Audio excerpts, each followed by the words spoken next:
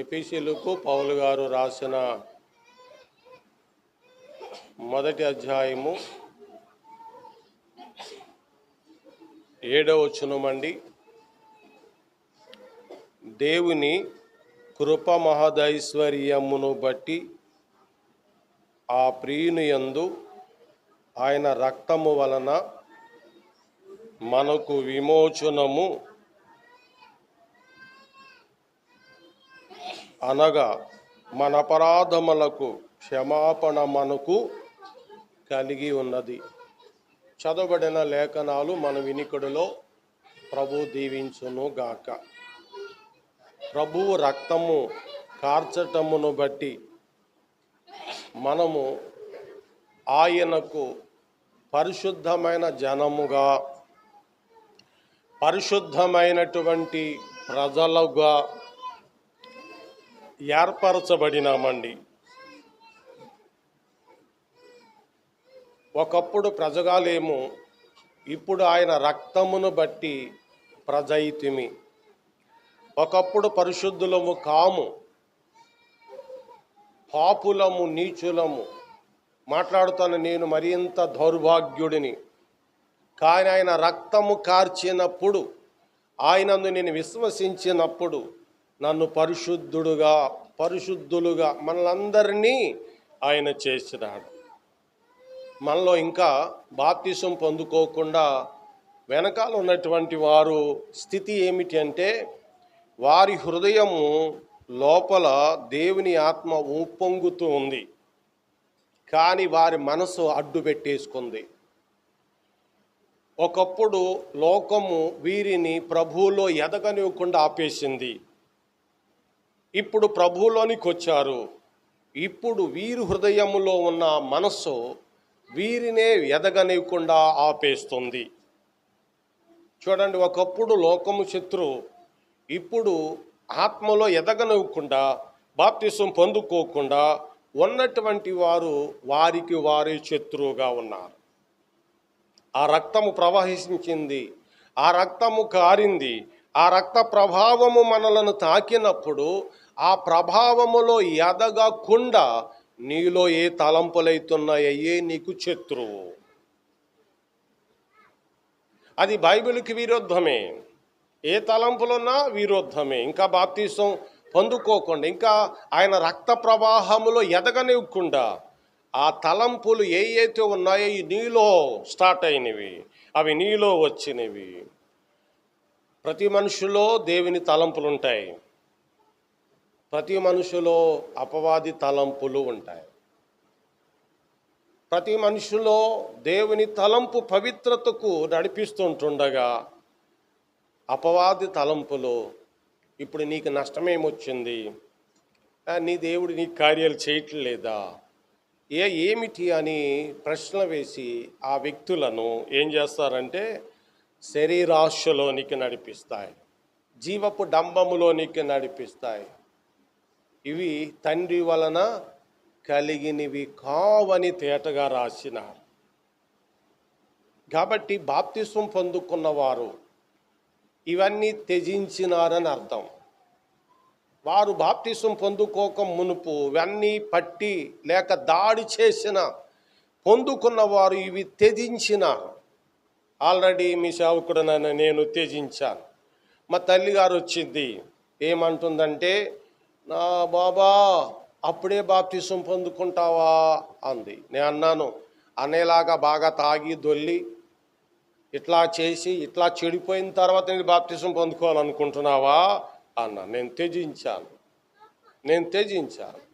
ఇప్పుడు ఎవరైతే త్యజించలేకపోయారో వారి ఆత్మకు వారే అడ్డు కట్టేసేసుకుంటున్నారు. ఒకప్పుడు సాతానుడు శత్రువు, ఇప్పుడు వారి ఆత్మను ఎదిగించుకోలేక వారికి వారే ఒక నిర్ణయాలు పెట్టుకున్నారండి. ఆ నిర్ణయాలు ఎంత గట్టి అంటే దేవుని వాక్యం సరిహద్దుల్లోనికి రానివ్వకుండా.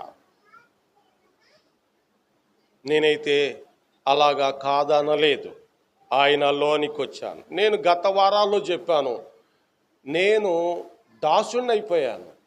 నేను ఇష్టపడలేదు, నాకు ఇష్టం లేదు ఆయన పనిచేయటానికి కానీ ఆయన నమ్మటానికి కానీ.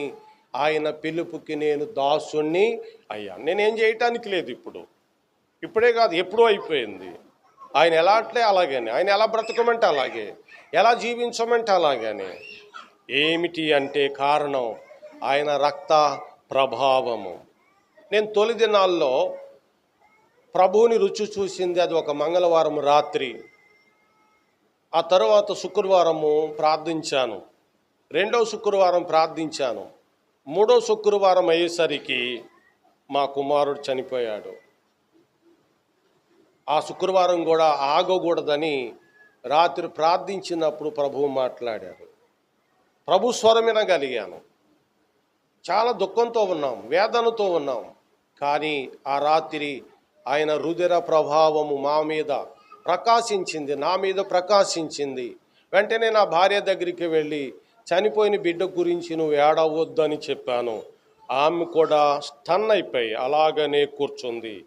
తర్వాత ఆమె ఇప్పుడు పూజలు చేయటము మానేసి నాతో పలంగా బాప్తిస్తానికి వచ్చింది. ఇట్లా ఆయన ఆత్మ తాకినప్పుడు, ఆత్మ ప్రేరేపణలు ఉన్నప్పుడు బానిసనైపోయాను కాబట్టి పలువురు దగ్గరికి వెళ్ళి వాక్యం చెప్పినప్పుడు వారు వచ్చినారు. దీనికంతటికి కారణం ఆయనను ఆరాధించుచున్నటువంటి ఆ ప్రభావమే, ఆ రక్త ప్రభావమే.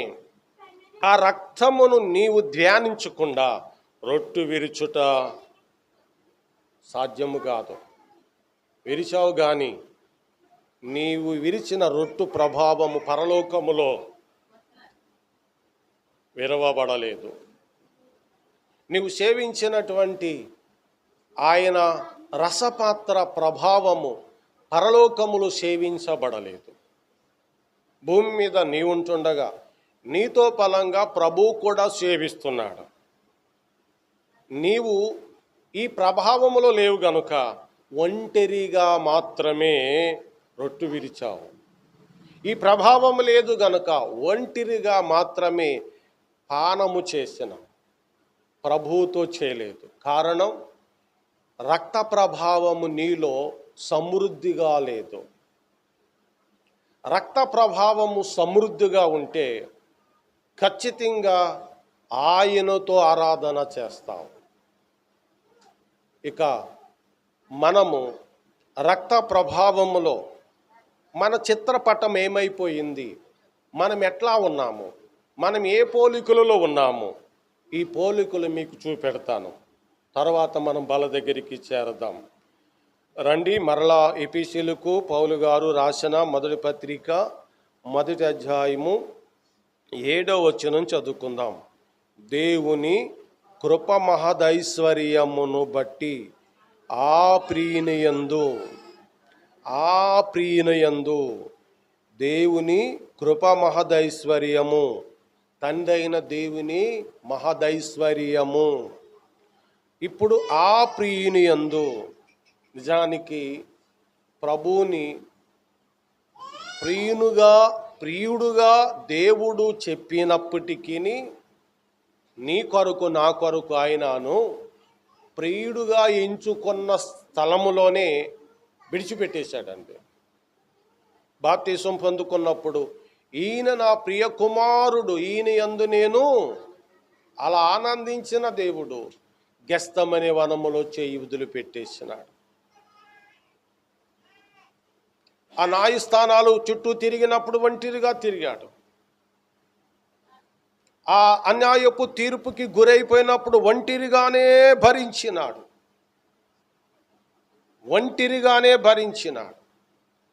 మన కొరకు ఒంటరైపోయాడు. మన కొరకు దేవుని నుండి ఎడబాటు పొందిన వాడైపోయాడు. అయినప్పటికీ మనుషుడుగా ఉన్నప్పటికీ, మానవులు పాపములు భుజం మీద వేసుకున్నప్పటికీ, దేవుడు ఎడబాటుగా ఉన్నప్పటికీ ఆయన ఎలా ఉన్నాడంటే ప్రియునుగానే ఉన్నాడు. దేవునికి ప్రియుడుగానే ఉన్నాడు. ఆయనలో తండ్రైన దేవునికి ఉన్నటువంటి ప్రేమ, ప్రీతి, మమకారం ప్రభువులో తగ్గలేదు. సామాన్యంగా మనమైతే కష్టం వచ్చినప్పుడు, ఎంతో కొంత ఎంతో కొంత మన మనసు అంటుంది, ఇంత భక్తి చేస్తున్నానే, నాకే ఇంత కష్టం వచ్చింది ఏంటి అని కాస్త వెనక్కి వస్తుంది. కానీ ఆయనకు అలాగేమీను రాలేదు. కాబట్టి ఆయన ప్రియుడుగానే ఉన్నాడు. ఆ న్యాయపు తీర్పులో ఆ ముళ్ళ కిరీటం భరించినప్పుడు, ఆ పిడిగుద్దులు గుద్దినప్పుడు, అసలు ఊహించలేనంత శరీరాన్ని దున్నేసినప్పుడు దేవునికి ఆయన ఎలా ఉన్నాడంటే ప్రియునుగానే ఉన్నాడు. గుర్తుపెట్టుకోండి, చక్కని మనసుతో అన్నం వండావు, అన్నం వడ్డించేటప్పుడు వేరే హృదయముతో వడ్డించినప్పుడు అన్నం కలంకమైపోయింది, అన్నం అపవిత్రతం అయిపోయింది. అది వండినప్పుడు బహుశా ప్రార్థన చేసి ప్రారంభించి ఉండవచ్చు, అది వండినప్పుడు దశమ భాగం తీసి ఉండవచ్చు, ఆ కాయగూరలో తీసి ఉండవచ్చు. కానీ అంతా చేశావు, వడ్డించేటప్పుడు ఆ మనసు నీకు లేకపోతే గనుక అది అపవిత్రముగా మారిపోయింది. మన ప్రభు భూమి మీదకి వచ్చినప్పుడు పవిత్రంగా ఉన్నాడు, అన్యాయపు తీర్పు పొందినప్పుడు పవిత్రముగా ఉన్నాడు. ఆయన కష్టాలు పడవలసి వచ్చినప్పుడు ఆయన పవిత్రముగానే ఉన్నాడు. ఏమాత్రము మారలేదండి, ఏమాత్రము మారలేదండి. అందుకనే ఆ ప్రియుని రక్తము అన్నారండి, ఆ ప్రియుని రక్తము అన్నారండి. ఆలోచించండి, ఆయన ఎల్లప్పుడూ ప్రియుడుగానే ఉన్నాడు, ఆయన ఎల్లప్పుడూ ప్రియుడుగానే ఉన్నాడు. అందరూ 2 కొరింథీ 5వ అధ్యాయము 19వ వచనము తీయండి. 2 కొరింథీ 5వ అధ్యాయము 19వ వచనం చదవండి. అదేమనగా, దేవుడు వారి పాపములను వారి మీద మోపక, మరి ఎవరి మీద మోపారు? ఆ ప్రియుని మీదే. దేవుడు వారి పాపములు వారి మీద మోపక ఎవరి మీద మోపారు? ఆ ప్రియుని యందే. 21 చూడండి కింద. ఎందుకనగా ఆ మనమాయన యందు దేవుని నీ తగునట్లు పాపమెరగని ఆయన. ఇప్పుడు ఎలా కనపడ్డారండి? పాపములో కూడా దేవునికి ప్రియునుగా ఉన్నాడు, మారలేదు, మారలేదు. పాపమెరగని ఆయన మన కొరకు పాపిగా మారాడు. ఎందుకనగా మన అపరాధములు మన మీద దేవుడు మోపక ఎవరి మీద మోపాడు? ప్రభువు మీద మోపినాడు. కాబట్టి ఆ ప్రియుని యందు దేవుని కృపా మహదైశ్వర్యమును బట్టి ఆ ప్రియుని యందు ఆయన రక్తము వలన మనకు విమోచనము, ఆ రక్తము వలన మనకు విమోచనము. ప్రియ సహోదరి, ప్రియ సహోదరుడా, రక్త ప్రభావము నీవు అనుభవించటంలో ఇట్లా చెప్పాలండి, ఘోరముగా అనుభవించాలా, ఘోరముగా అనుభవించాలా. నీకంటే ఎవరు ఎక్కువగా అనుభవించకూడదు. ఈ రక్త ప్రభావం నీ నరనరాల్లో, ఎముకలలో, ఆత్మంతటిలో కమ్మేయాలా. నీ పరిశుద్ధాత్మతో నింపబడాల, నీ పరిశుద్ధాత్మతో నిర్దోషమైన జీవితాన్ని కలిగి ఉండాలా. ఆ రక్త ప్రభావము నీ నరాలలో, నీ ఆత్మలో, నీ శరీరములో బహుగా పనిచేయాల. ఎవరైతే ఆ రక్త ప్రభావములో నిమగ్నమై ఉన్నారో వారు ఏమయ్యారంటే ఆయనకు ఒక సంఘముగా మారారు, ఆయనకు ఒక సంఘముగా మారారు. రండి ఇదే అధ్యాయంలో, ఎఫెసీయులకు 1 అధ్యాయంలో రండి.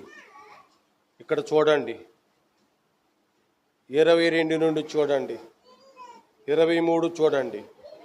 సమస్తము పైన ఆయనను సంఘమునకు శిరస్సుగా నియమించి. నేను చెప్పాను, నీ ఒంటరిగా ఆరాధన చేయకూడదు, రక్త ప్రభావముతో ప్రభుతో ఆరాధించాలి. సమస్తమునకు ఆయన ఎలా ఉన్నాడండి? అక్కడ శిరస్సు. శిరస్సుగా ఉన్నాడు. ఆయన సమస్తమును ఆయన పాదముల క్రింద ఉంచి సమస్తం పైన ఆయనను సంఘమునకు ఏం చేశాడండి? 22వ వచనం చివరిలో ఆయన సంఘమునకు శిరస్సుగా. గమనించండి, ఇందాక చెప్పాను, ఈ శిరస్సును హత్తుకోకుండా ప్రభువుని రుచి చూసిన వారు బాప్తిసములోనికి రాలేకపోతున్నారు. బాప్తిసములోనికి ఈ శిరస్సును అత్తుకోకుండా పవిత్రమైన జీవితము బాప్తిసం పొందుకోలేకపోతున్నారు. ఎందుకంటే సంఘానికి శిరస్సు ఎవరండి అంటే దానికి అర్థం, నన్ను చూడండి మీరు, మీకు బాగా అర్థమైపోతుంది. నాకు 2 చేతులు ఉన్నాయి, 2 కాళ్ళు ఉన్నాయి, ముండు ఉంది, తలకాయ లేదు. తలకాయ లేకపోతే ఒకవేళ ఎవడన్నా వచ్చి తలకాయ టక్కని తీసేసాడు అనుకుందాం, ఎప్పుడు మాదిరిగానే మాట్లాడతాను, ఎప్పుడు మాదిరిగానే ఇట్లా ఉంటుంటాను. అకస్మాత్తుగా తలకాయ వెళ్ళిపోయింది కాబట్టి మొండుము కాంచేపు కదులుతూనే ఉంటుంది, అట్లాగనే ఉంటుంది, తరువాత కూలిపోతుంది. అట్లయితే శిరస్సు ఏం చేద్ది? చేతును కదిపిస్తుంది. శిరస్సు ఏం చేద్ది? కాళ్ళను కదిపిస్తుంది. శిరస్సు ఏం చేద్ది? బాడీని, మిషన్ని నడిపిస్తుంది. శిరస్సు లేకపోతే మొండమేమీను చేయలేదు. శిరస్సు ఇక్కడి నుంచి సంకేతములు మెదడు నుండి ప్రతి ఎముకకి, ప్రతి నరానికి, ప్రతి అవయవానికి ఆ రక్తములు లేక ఆ కరెంటు ప్రెజర్ అవుతూ ఉంటుండగా అవన్నీ సమాంతరంగా పనిచేస్తున్నాయి. ఇలోపు చీమ కుట్టిన, దోమ కుట్టిన సంకేతం వస్తుంది. ఈ చెయ్య ఇట్లా ఉన్న చెయ్యిని చీమున్న చోటకి, దోమ ఉన్న చోటకి ఇట్లా వెళ్ళిపోతుంది. ఇక్కడ నుండి ఈ బాడీ అంతటికి సంకేతం వస్తుంది. క్రీస్తు శిరస్సై ఉన్నాడు. క్రీస్తు శిరస్సు లేని క్రైస్తవుడు కాదు. అంటే దేవుని ఆలోచన, దేవుని నడిపింపు ఈ నరనరాలకి, ఎముకలకి లేదు గనుక అతను దేవునికి సంబంధమైన వాడు కాడు. నమ్మాడు, లోపల ఆత్మ అంటుంది, పవిత్రుడనైన యేసు ప్రభువుతో మమేకమైపో ఆత్మ అంటుంది, కానీ మనస్సుతో బంధించేశాడు. లోపల హృదయం అంటుంది ఆయనకి నీవు సమర్పించుకో, కానీ ఈ మనస్సుతో ఆగిపోయాడు. సంఘానికి శిరస్సు క్రీస్తు. ఇందా చెప్పాను, నేను బానిసనైపోయాను. ఇక్కడ నుండి సంకేతం వచ్చింది, ఇక్కడ నుండి దోమ ఉన్నది అని మెదడు నుండి సంకేతం వచ్చిన వెంటనే చెయ్యి ఏం చేస్తుందండి? చెయ్యి ఏం చేస్తుంది చెప్పండి? గొడవ పెట్టుకుంటుందా? 2వ ఇంటికాడ చదువుకోండి, 1 కొరింథీ 12వ అధ్యాయంలో ఉన్న ఆ సంగతులన్నీ. గొడవ పెట్టుకుంటుందా? అబ్బే కుదరదు.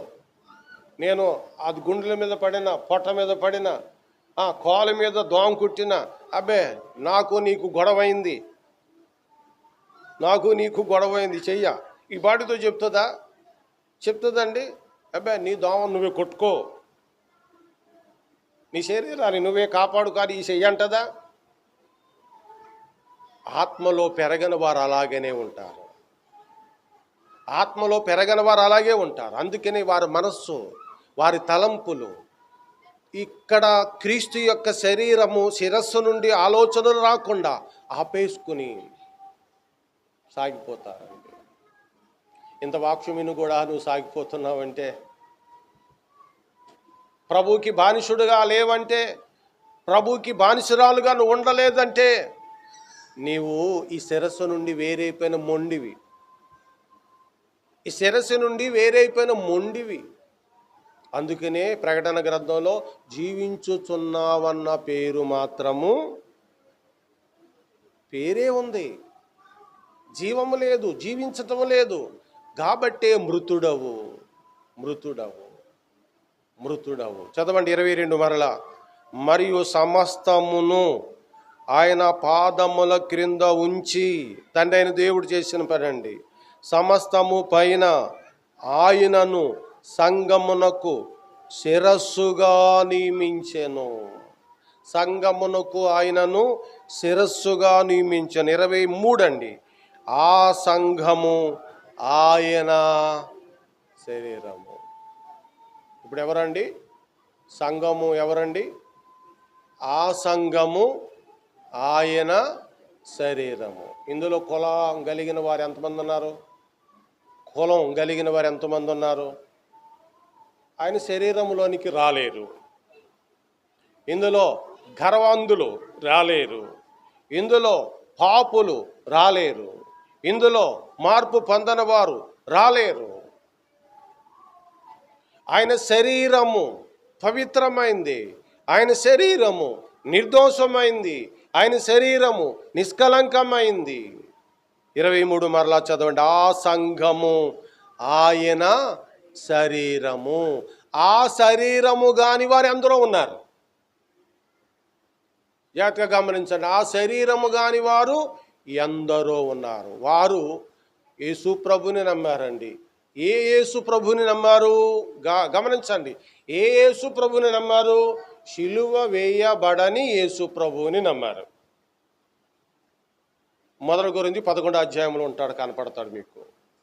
ఏ ఆత్మతో ఉన్నారు? ప్రభువు ఎల్లప్పుడూ ఉంచబడిన పరిశుద్ధాత్మతో కాకుండా వేరొక ఆత్మతో ఉన్నారు. వారికి అపోస్తుల బోధ ఉంది. ఏ అపోస్తుల బోధ? ప్రభు ఎన్నుకున్న వారు అపోస్తుల బోధ కాదది. మనుషులు ఎన్నుకున్న వారి అపోస్తుల బోధ. ప్రవక్తలు ఉన్నారు. ఎవరు వాళ్ళు? అపవాది ప్రవక్తలు. ఇప్పుడు మనం ఎవరము? మనకు శిరస్సు ఎవరు? ఇప్పుడు మనం ఎవరము? ఆయన శరీరము. ఆయన శిరస్సు అయితే నీవు నేను ఒక కాలు, ఒక నోరు, ఒక చెయ్యి, ఒక పాదాలుగా ఆయనకు ఉన్నాం. ఇందులో ఏ భేదము లేదండి. ఇందులో కుల భేదం లేదు. కులం అన్నవాడు లేడు, ఇందులో ఉండడు.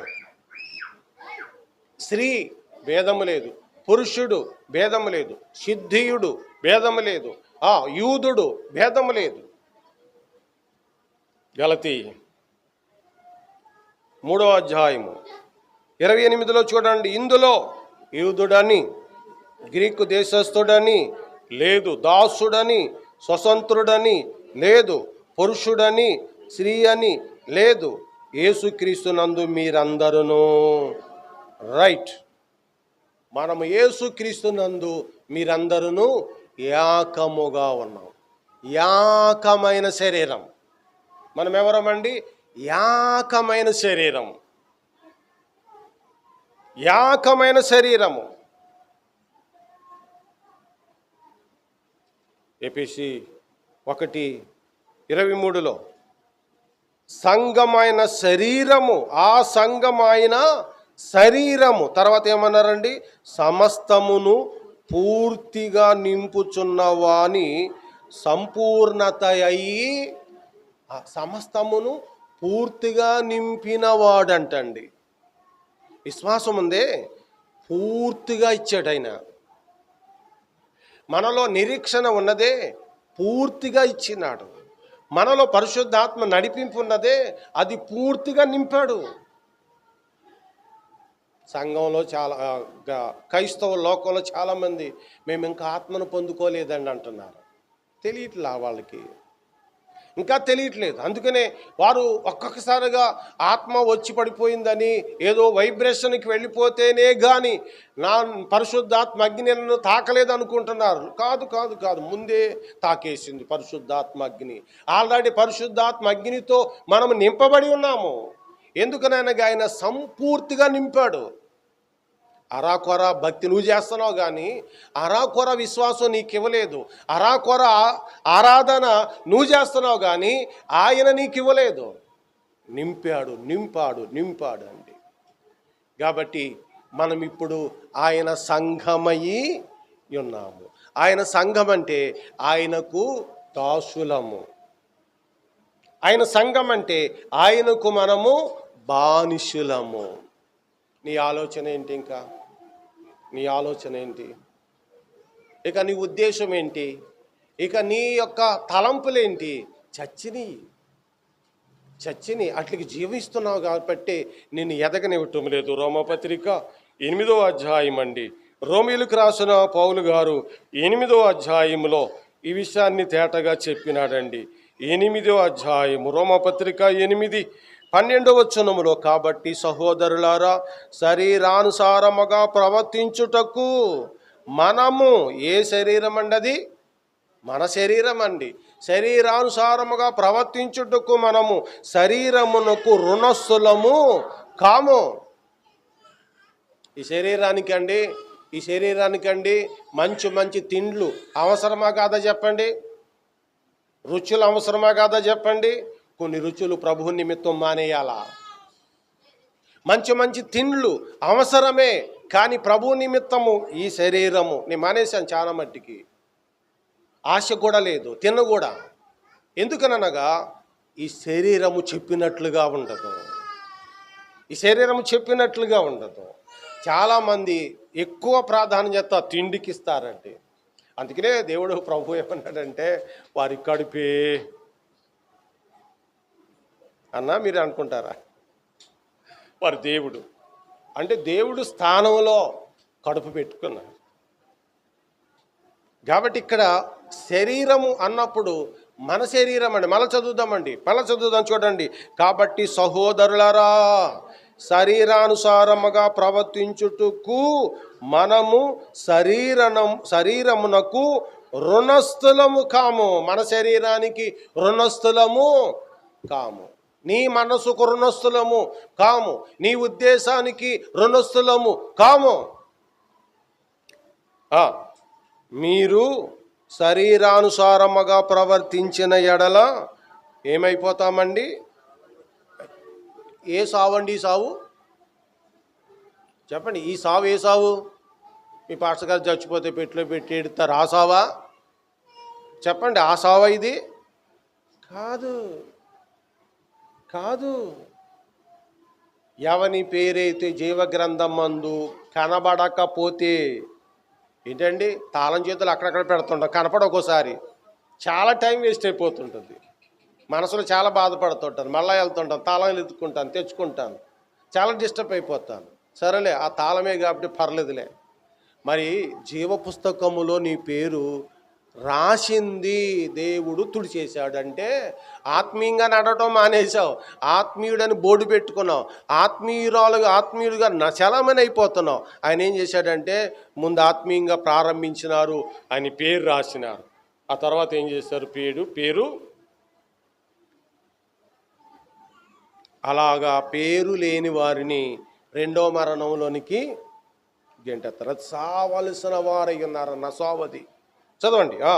ఇందురు, చావలసిన వారయిందురు కానీ చూడండి, ఆత్మచేత శరీర క్రియలు చంపిన ఎడల ఇది మనలో ఆలోచనలు, మనలో తలంపులు, మనలో ఉద్దేశాలు ఏం చేయాలండి?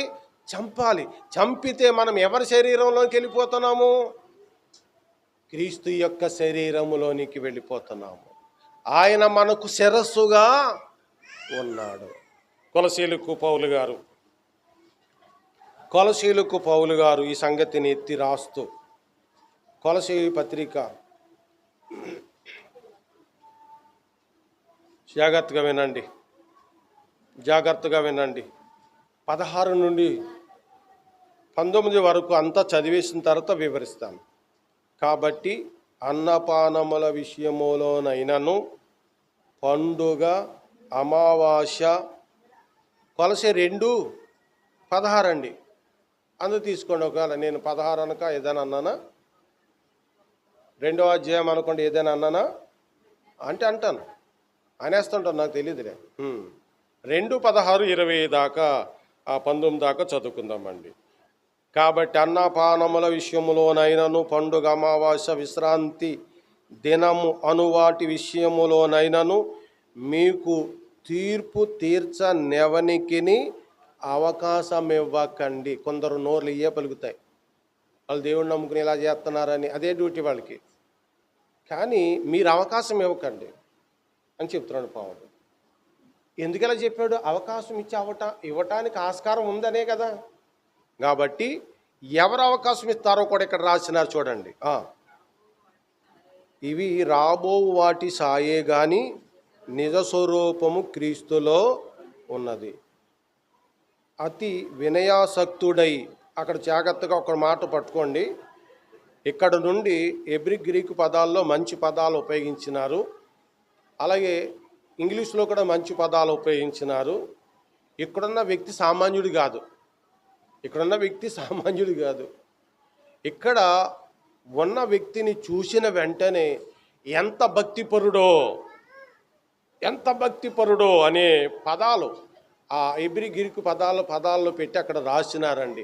అతను చూసి నిజమైన భక్తుడు కూడా అవక్కైపోతాడు. వెంటనే అతను చూసి నేను భక్తి చేయట్లేదా అనే భావంలోనికి వచ్చేస్తాడటండి. జాగ్రత్తగా గమనించండి. అతి వినయాసక్తుడయి, ఎంత వినయం దగ్గర, అతి వినయాసక్తుడయి దేవదూత ఆరాధన యందు ఇచ్చగలిగిన వాడు. ఏ ఆరాధన అండి? దేవదూత ఆరాధనందు ఇచ్చగలిగిన వాడు. తర్వాత చూడండి, తాను చూసిన వాటిని గురించి ఏం చూశాడు? నేను ప్రభువుని దర్శించాను, ప్రభువుని నేను చూశాను, నేను దేవుని దూతను చూశాను, దేవుని స్వరం విన్నాను. మిగిలిన వాళ్ళు అనుకుంటారు, అయ్యో ఆత్మపూర్ణుడండి, ప్రభువే దర్శించాడంట, ప్రభువే ఆయనతో మాట్లాడాడంట, ప్రభువు ఆయనతో మమేకమైపోయాడంట, ప్రభు దర్శనము ఉందట.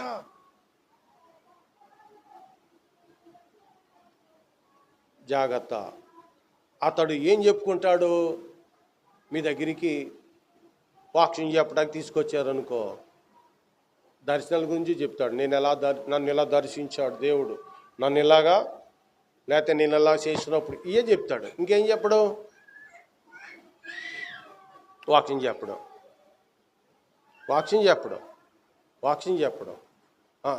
అక్కడ ఎంతమంది ఉంటారు? అది తండోపు వెళ్ళిపోతారండి. వాక్యమే చెప్తే రండి, అక్కడ చూడండి, మీ మనసు అక్కడ పెట్టేయండి. తాను చూచిన వాటిని గురించి గొప్పగా చెప్పుకొనుచు తన శరీర సంబంధమైన మనసు వలన ఓరక ఉప్పొంగుచు. ఆ రెండు పై మాటలు పట్టుకోండి. ఆ రెండు పై మాటలు పట్టుకున్న తర్వాత శిరస్సును చూడండి, శిరస్సును అత్తుకొనని వాడెవడైనను.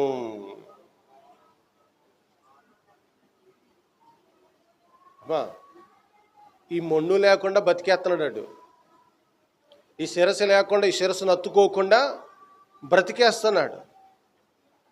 అలాంటి వాడు మీ బహుమానాన్ని ఎత్తుకుపోతాడు. జాగ్రత్త. జీవించుచున్నావన్న పేరు మాత్రం ఉంది కానీ నిన్ను జీవములో నుండి, క్రీస్తులో నుండి, క్రీస్తు సంఘములో నుండి వేరు చేసేస్తాడు. అలాంటి వాడు ఉంటాడు. ఆరాధన అంటే ఏంటనుకున్నావు? దేవుని దూతకు ఆరాధన చేయాలి. ఆరాధన అంటే ఏంటనుకున్నావు? ఇలాగా రొట్టుపాత్ర రసపాత్ర తీసేసుకోవటమా అని అనుకుని, అలా కాదు. ఈ మధ్యకాలంలో మోషే ప్రార్థనలంటండి, మోషే స్తుతులంట, తైలాభిషేకం అంట.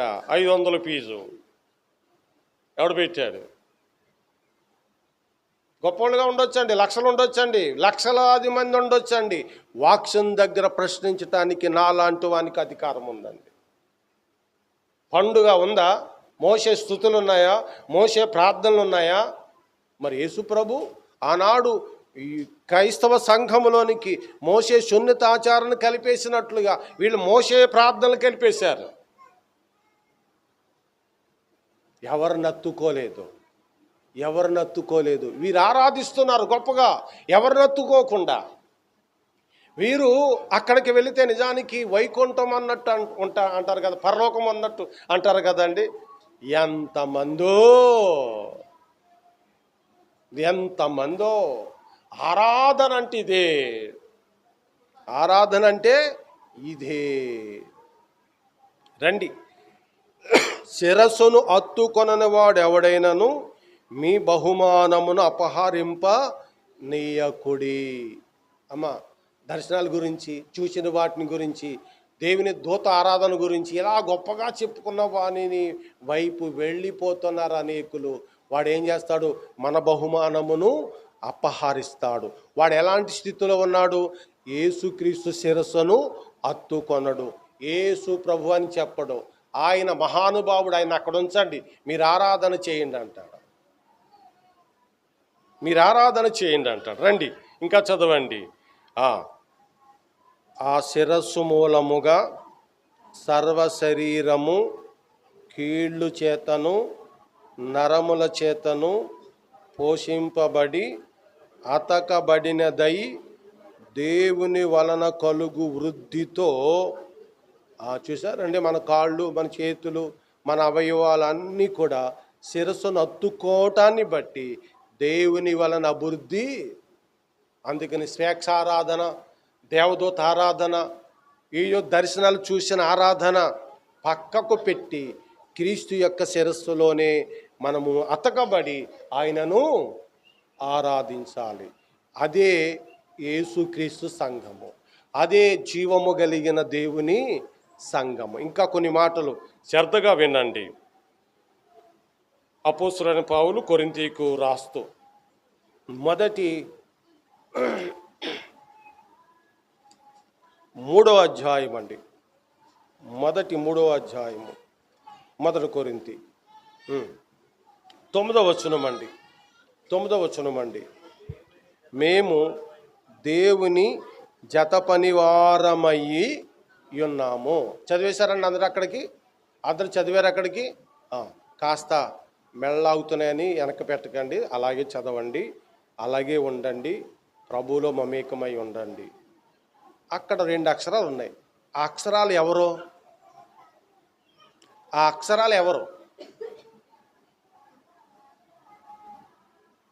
చెప్పండి.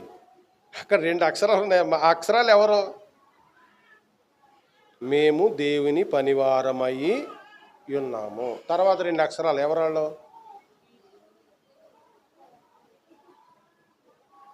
ఎవరు? ఆ 2 అక్షరాలు ఎవరు? రైట్, మనమే. పైన దేవుని సేవకులు, మేము దేవుని పనివారము, అది దేవుని సేవకులు. మీరు ఎవరు? మనమే. మనము. తర్వాత చూడండి, మనం ఏమై ఉన్నాము? అది సంఘం అంటే దేవుని వ్యవసాయము.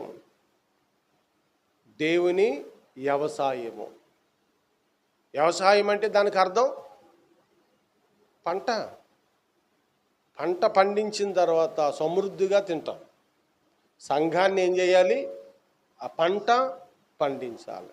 పంట పండించడం, సంఘాన్ని పండించడం అంటే అర్థం మనం నమ్మి ఇతరుని రక్షణలోనికి, అలాగే మన కుటుంబీకులను రక్షణలోనికి నడిపించటమే వ్యవసాయము. అర్థమైందండి?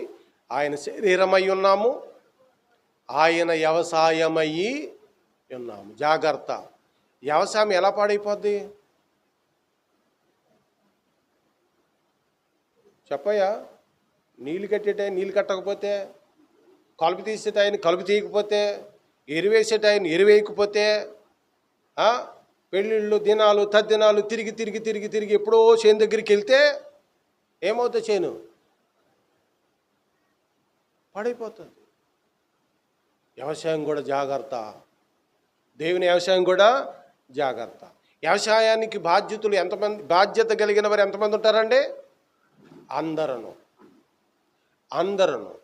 అందరూ ఒకే రైతు ఉంటాడు, ఎవడొకడు ఒక రైతు ఉంటాడు.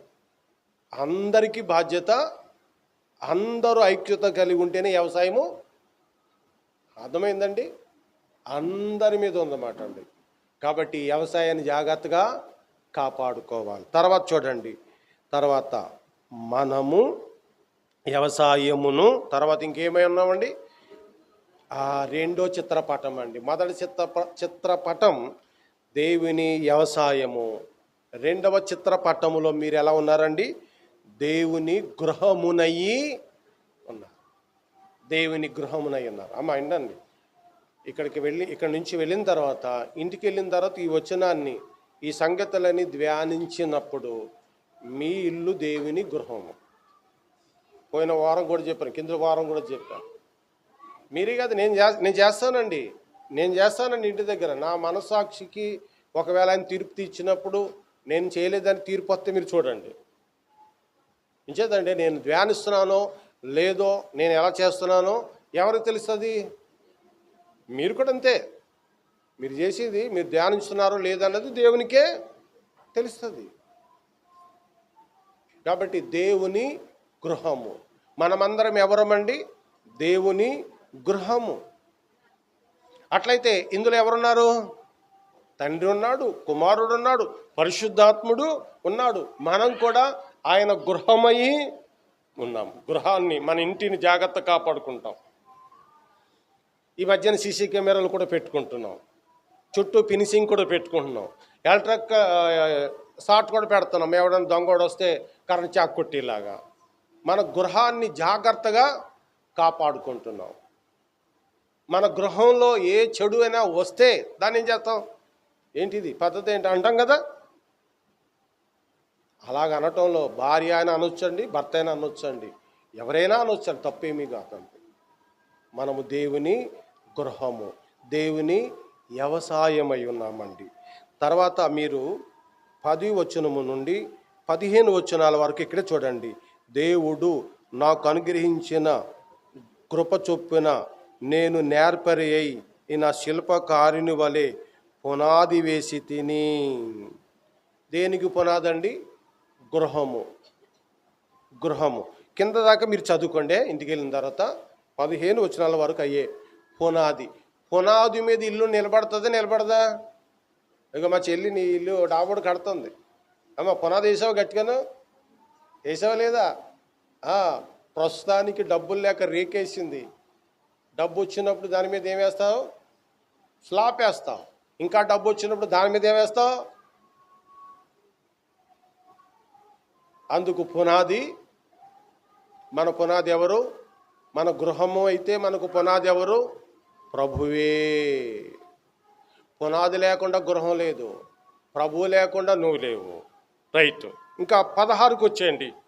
మీరు దేవుని ఆలయమై ఉన్నారనియు దేవుని ఆత్మ మీలో నివసించుచున్నాడనియు మీరెరుగరా? ఎవడైనను దేవుని ఆలయమును పాడు చేసిన ఎడల దేవుడు వానిని పాడు చేయును. దేవుని ఆలయము పరిశుద్ధమై ఉన్నది, మీరు ఆలయమై ఉన్నారు. 1 దేవుని వ్యవసాయము, 2 దేవుని గృహము, దేవుని పునాది, 3 ఏమైందండి? దేవుని ఆలయము. గృహము చిన్నదానిగా సూచిస్తుంది, నీవు నేను ఉన్నదానిగా సూచిస్తుంది. ఆలయం అనేటప్పటికీ ఇక్కడ వచనాల్లో ఉన్నట్లుగా ఆయనతో పాలంగా మనము అందరమును. మీకు అర్థమైందండి? అట్లయితే గృహములో దేవుని ఆలయాలు ఉంటాయి. యేసు గృహం ఇది. ఇందులో దేవుని ఆలయాలు ఎంతమంది ఉన్నాము? అదో ఆలయం, ఇక్కడ ఆలయం, ఇక్కడ ఆలయం, ఇక్కడ ఆలయం, అక్కడ ఆలయం, అక్కడ ఆలయం. ఇవన్నీ అందరిలో అయినా. కాబట్టి ఈ ఆలయాన్ని జాగ్రత్తగా 9వ అధ్యాయం 7వ వచనంలోనికి వచ్చేయండి. 9వ అధ్యాయం 7వ వచనంలోనికి, కొరింథీయులనే 9:7. ఎవడైనాను తన సొంత ఖర్చు పెట్టుకొని దండు అంటే అండి, మేకలు ఉన్నాయండి, గుంపు, దండు. మంద కాసిన వాడు మందపాలు తాకుండా ఉంటాడా? తాకూడదని పెట్టి మన సంఘాలు పాడు చేశారండి. వాళ్ళైతే సంఘాలు కట్టేసుకున్నారు, వాళ్ళైతే బాగున్నారు. మనకి చెడు ఆలోచనలు ఇచ్చారు, చెడు ఆలోచనలు పెట్టారు మనకి ప్రారంభం నుండి. దండు అన్నారండి. అంటే సంఘానికి ఉన్న మరొక చిత్రపటం ఏంటండి? దండు. అమ్మ వింటున్నారమ్మా? ఇక్కడ నుండి మనము వందలాది మందిగా వెళ్తున్నాం అనుకోండి, దండుగా వెళ్తున్నట్టే కదా, దండుగా దండు. తర్వాత చూడండి, కొలువు చేయునా అన్నారు. తర్వాత అండి, ద్రాక్ష తోట వేసి దాని ఫలములు తినని వాడెవడో. ఇప్పుడు ఎవరు చెప్పండి? ద్రాక్ష తోట. ఈ పదం చెప్పగానే నా మనసు అలా సంతోషంగా ఉంటుందండి. ఎందుకనగా నేను బైబిల్ చదివిన మొదటి దినాల్లో కేవలం యోహాను సువార్త మాత్రమే చదివాడిని. ఎక్కువగా యోహాను సువార్త మాత్రమే చదివాడిని. మొదటి నుండి 18 అధ్యాయాల దాకా వారమంతా చదివితే శుక్రవారం వచ్చేటప్పటికి 19వ అధ్యాయము, 20వ అధ్యాయము, 21 అధ్యాయాల మీద మనసు ఉండేదన్నమాట. ఎప్పుడైనా సరే శుక్రవారం వచ్చేటప్పటికి 19, 18, 19 ఈ అధ్యాయాల మీదనే ఆ మనసు పెట్టేవాడిని. నేను చదివేశాను, నాకు వచ్చేసిందని ఎప్పుడు అనుకోలేదు. ఎప్పుడు చదివినా కొత్తదనమే, క్రొత్తదనమే, క్రొత్తదనమే. అలాగా కొన్ని ఏండ్లు. అందుకని ద్రాక్ష అనేటప్పటికీ నా మనసు సంతోషంగా ఉంటుంది. కాబట్టి ఆయన నిజమైన ద్రాక్షవల్లి. మనం ఎవరము? ద్రాక్షలు కాదు, మనం ఎవరము? తీగలము. తీగగా ఉంటే మనం ఫలిస్తాం. నేను కూడా ద్రాక్షవల్లినంటే చెట్టవు. మనం తీగలం. ఆయన దేవుడైతే ఆయన పిల్లలం మనం, అంతే. కాబట్టి ద్రాక్ష తోట వేసి దాని ఫలములు తినని వాడెవడో అని చెప్పారు. మరలా ఇంకో చిత్రపటం ఇక్కడ కాపట్టుంది. మందను కాచి మంద పాలు త్రాగనివాడు ఎవరు? అమ్మ వింటున్నావా? మనమెవరము? దేవుని గృహము, దేవుని ఆలయము, దేవుని వ్యవసాయము. మనమెవరము? దండు. మనమెవరము? ద్రాక్ష తోట. మనమెవరము? మంద. ఏ మంద? గొర్రెల మంద. ఎవడైనాను గొర్రెల మంద కాసి మంద పాలు తాగకుండునా ఎవరు కాస్తారు? దేవుని సేవకుడు. అది జీతమే. నా జీతము నాకు రావాలి. నాకు రాని జీతం ఏమంటారనండి? ఎవరైతే బిగబెట్టారో ఆ జీతం అంట వారి దగ్గరుండి ఇది నీది కాదు ఆయనదని మొరపెడతదటండి. ఇక రిఫరెన్స్లోనికి వెళ్ళాం. ఇక చూడండి, మనం ఎవరమంటే మంద. పేజీ తిప్పండి, 11వ అధ్యాయంలోనికి రండి. 2వ కొరింథీ 11వ అధ్యాయంలోకి రండి. 2వ కొరింథీ 11వ అధ్యాయము. 2వ వచనం చూడండి. దేవాసక్తితో మీ ఎడల ఆసక్తి కలిగి ఉన్నాను. ఇదంతా సేవని సేవకులు చేస్తున్న పని మాటేనండి అంతాను. ఆసక్తి కలిగి ఉన్నాను. ఎందుకనగా పవిత్రరాలైన కన్యకగా ఒక్కడికే పురుషునికి అనగా క్రీస్తుకు సమర్పింపవలనని మిమ్మును ప్రదానము చేసి తిని. ఇప్పుడు మనం ఎవరమండి? అమ్మ వింటున్నారా? మనం ఎవరము? కన్యక.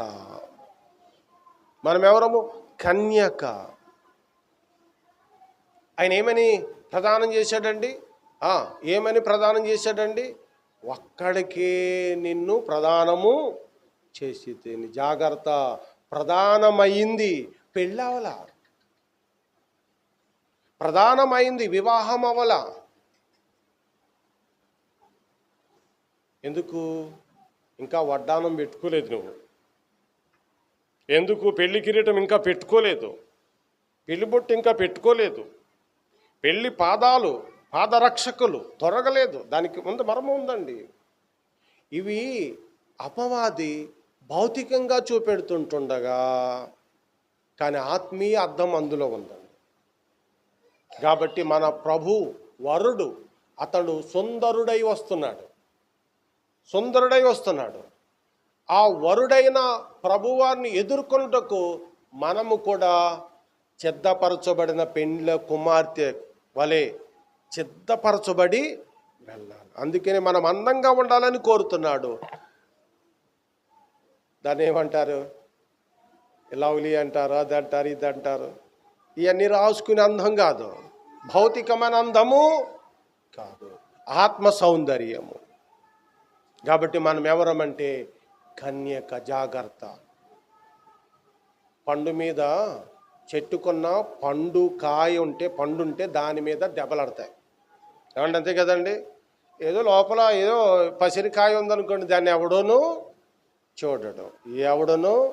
చూడడం. పైన పండు మీద కాయ మీద మనసు పడింది. జాగ్రత్త. మన ఇంట్లో ఉన్న కన్నికలను కాపాడాల, మన ఇంట్లో ఉన్న యవన పిల్లలను కాపాడాల. కానీ కాపాడలేము. కొన్ని సందర్భాల్లో ఏం చేస్తాడండి అపవాది ఏం చేస్తాడండి? జాగ్రత్త. అందుకనే ఆయన అండర్లో ఉండాలి, ఆయన శిరస్సులో ఉండాలి, ఆయన యొక్క లేకపోతే బంధకారంలో ఉండాలి. అలా ఉండినప్పుడే ఆయన కన్నికగా మనము ఉంటామండి. 36 సంవత్సరాలు అమ్మాయి, అంకులు నా కొరకు ప్రార్థించండి, నేను కువైట్లో ఉన్నాను, నేను ప్రభు చూపించిన వివాహమే చేసుకోవాలనుకుంటున్నాను అని ఆమె ఫోటో పంపారు. ఇంకొక ఆమె గురించి చెప్పారు. 30-40 ఏళ్ళు వచ్చేసింది కదా, మరి ఇంకా ఏదో వివాహం చేసేసుకోవాలి కదా అన్నాను నేను. లేదు, ప్రభు చూపించిన వివాహమే చూపించు. మరి ఏంటి క్యారెక్టర్ ఏంటి అన్నాను. చాలా నిష్కలంకురాలుగా పవిత్రమైన పని చేస్తూ, పవిత్రమైన జాబ్ చేస్తూ, పవిత్రమైన మనస్సుతో ఇక్కడ సంఘ సేవకుల యొక్క ఆధ్వర్యంలో బ్రతుకుతుంది. ఎవరి మధ్యన బ్రతుకుతుంది? క్వైట్. వాళ్ళు ఉన్న ఏరియా ఎలాంటిది? భయంకరమైన స్థితి. ఒక సేవకుడు అక్కడికి వెళ్ళి ఇట్రానే కూలిపోయాడు, పాడైపోయాడు, వచ్చేసాడు అంతే. అలాంటి ఏరియాలో ఈమె సంఘ సేవకుల యొక్క పర్యవేక్షణలో బ్రతుకుతూ ఉంది. ఇప్పుడు మనమేమైనా మనమేమైనా సేఫ్టీగా ఉన్నాం అనుకున్నారండి? జాగ్రత్త. ఆత్మీయంగా అపవాదం మనకొక మగాడుగా, మనకొక పురుషుడుగా అవ్వకూడదు. మన పురుషుడు ప్రభు అయిన యేసుక్రీస్తే. ప్రదానం చేయబడింది, ప్రదానం చెడుపుకోకూడదు. మనం ఆయన వారము. తలలు వంచండి, మన సహోదరులు స్తుతులు చెల్లిస్తారు.